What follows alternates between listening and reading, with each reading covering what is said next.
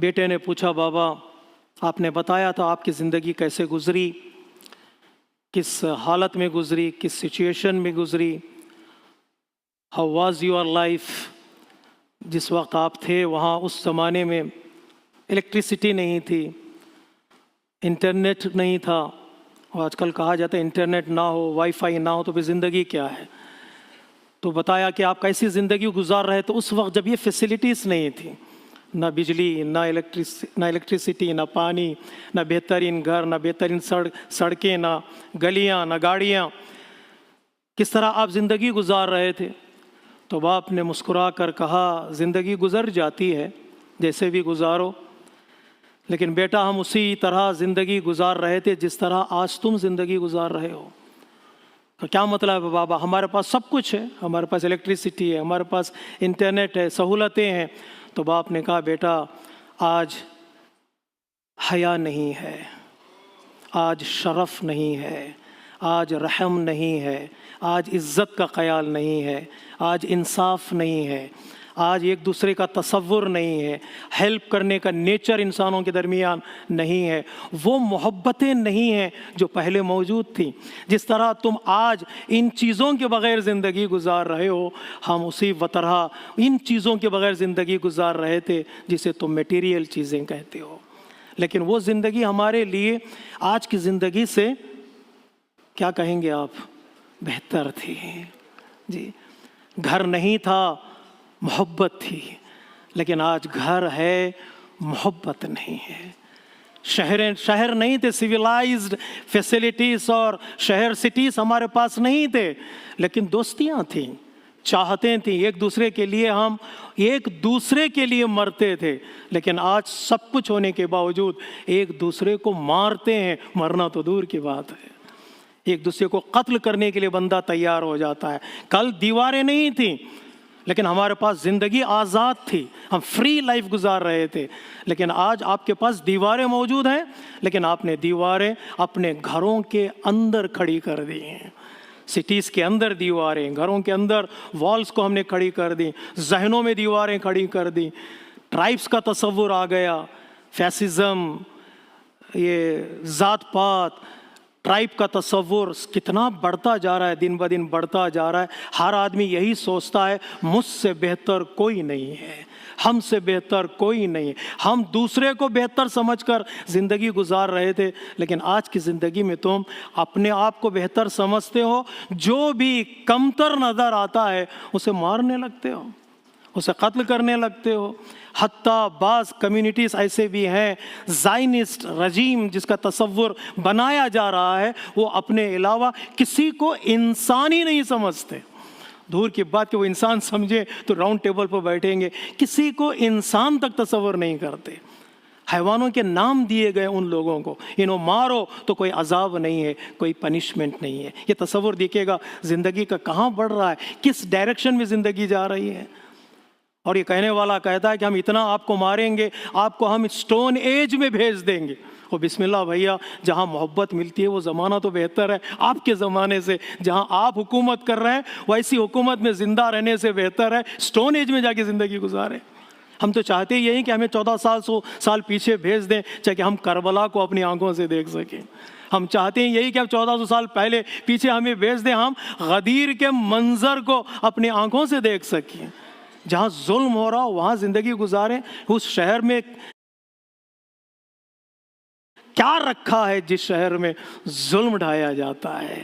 وہ امکانات، فیسلٹیز انسان کے کیا کام آتے ہیں؟ انسان ایروگنٹ بنتا جا رہا ہے، انسان مغرور بنتا جا رہا ہے۔ جہاں ظلم کیوں کرتا ہے بندہ، کامنٹیٹرز میں گفتگو ہے۔ ایک ریزن جو بتایا گیا جہاں پر فرعون کا تذکرہ ہے قرآن مجید میں، اللہ تبارک و تعالیٰ کہتا ہے غرور کی وجہ سے، ایروگنسی کی وجہ سے، تکبر اتنا انسان کے اندر بڑھ جاتا ہے کہ میں بہتر، میرے علاوہ کوئی نہیں، میں راج کروں گا، میرے علاوہ کسی کو حکومت کرنے کا اختیار نہیں ہے۔ ان فرعون علا فی الارض، علا یعنی وہ غرور کرنے لگا، وہ ایروگنٹ بن گیا۔ جب ایروگنٹ بندہ بن جاتا ہے، ایک سائیکالوجی کہتے ہیں، سائیکالوجیکل فیکٹر ہے، بندہ بیمار ہوتا ہے وہ بندہ جو اپنے آپ کو سب سے بہتر سمجھتا ہے، اسے علاج کی ضرورت ہے۔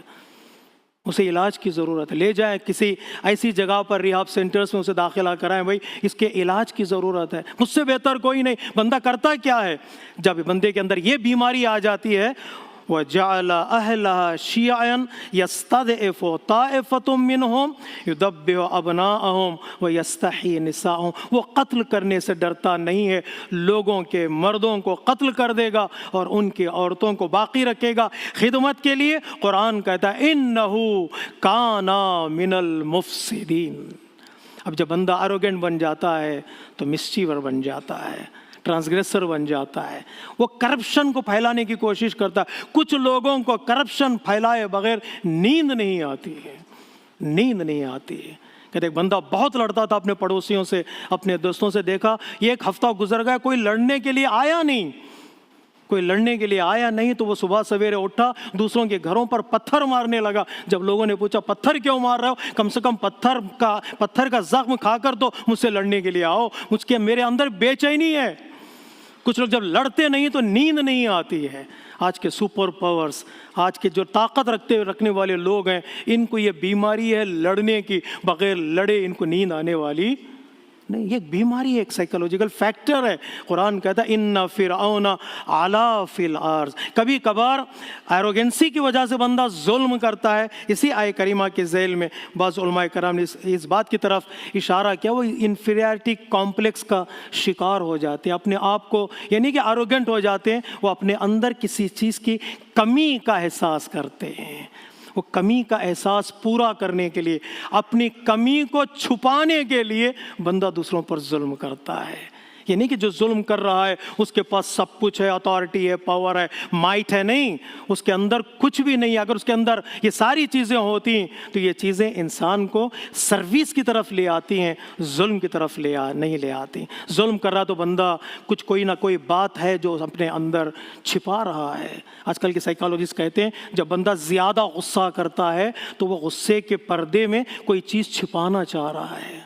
نہیں، زیادہ غصہ کرنے والا یہ نہیں کہ طاقتور ہے، زیادہ غصہ کرنے والا اپنے اندر کی کمی کو چھپا رہا ہے، ٹروتھ کو فیس نہیں کر سکتا، ٹروتھ کہہ نہیں سکتا اور اس کے ساتھ چل نہیں سکتا، تو بندہ غصہ کرنے لگتا ہے تو ظلم کرنے لگتا ہے۔ آج کی دنیا میں جو فیل ہو رہا ہے وہی کہ یہ دنیا ان دو چیزوں میں سے ایک ہے، یا ایروگنٹ بن چکی ہے، انہیں کوئی نظر نہیں آ رہا ہے۔ اب دیکھیے گا لینگویج، دیکھیے گا، اللہ اکبر، کیا یہ سویلائزیشن ہے کہ مار دو، کاٹ دو، توڑ دو، جلا دو؟ یہ کون سی لینگویج ہے؟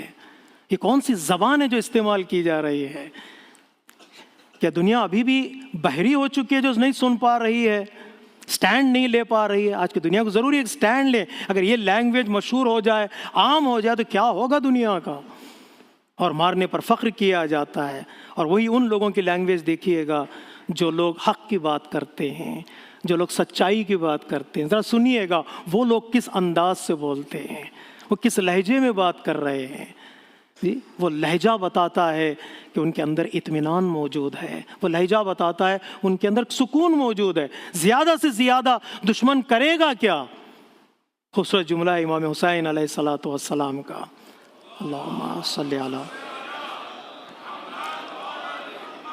میں اپنے لفظوں میں وہ جملہ بیان کرنا چاہتا ہوں۔ واقعاً دکھ ہوتا ہے آج کا زمانہ ہم جب دیکھتے ہیں، دل کرتا صبح اٹھیں اخبار سنے ہی نہیں، دیکھے ہی نہیں۔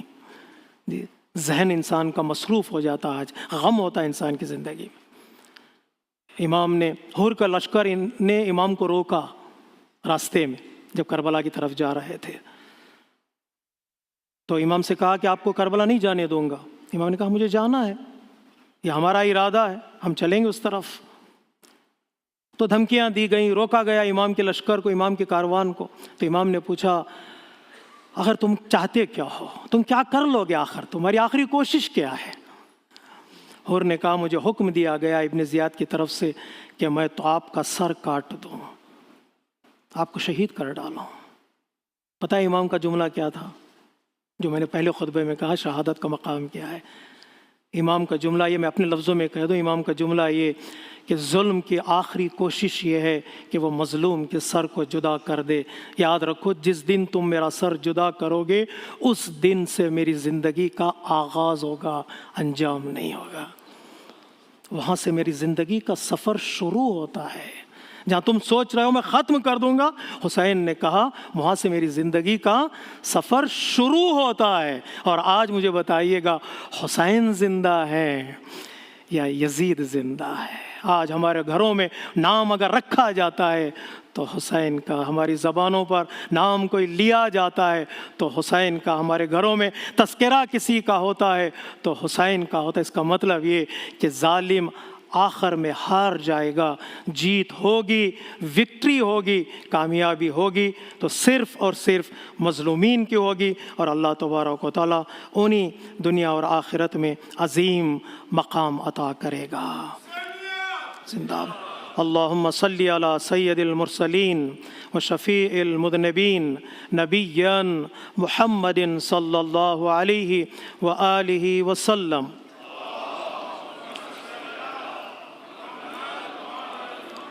وعلى امام المسلمین وقائد الغر المحجلین امیر المؤمنین علی ابن ابی طالب۔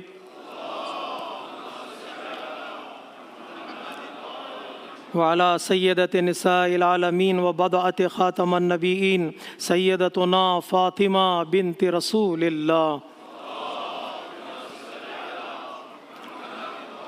وعلى الحسن المجتبى والحسین الشہید بکربلا سیدہ